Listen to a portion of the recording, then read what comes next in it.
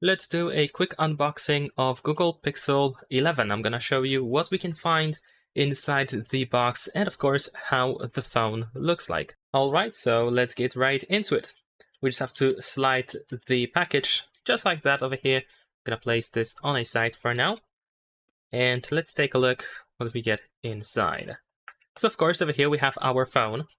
I'm gonna take a look at it in just a second, but first let's see what we get inside. So of course we have the USB cable. It is USB-C to USB-C, so ideally you want to use a power adapter or charger that is USB-C as well, or has USB-C port.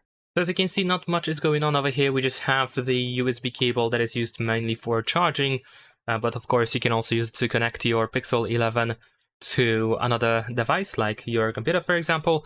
We have, of course, our documentation, like a quick start guide or safety and regulatory information, and you should also be able to find the SIM eject tool inside the box. But now let's take a look at the phone itself. Alright, there we go. Of course, the phone looks very similar to the predecessor, to Pixel 10. At the top, we can find the SIM card tray.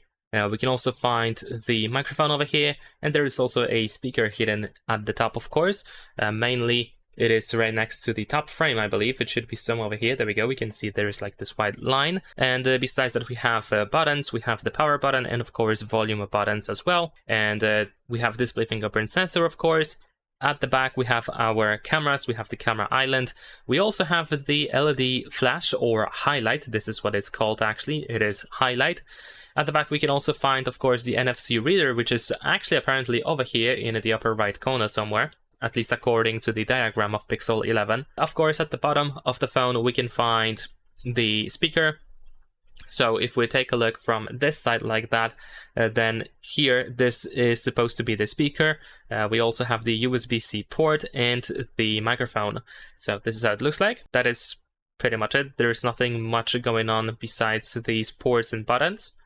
So yeah, it feels very premium, to be honest. Maybe not very heavy, but definitely feels solid. So I think users of Pixel 11 should be happy with that.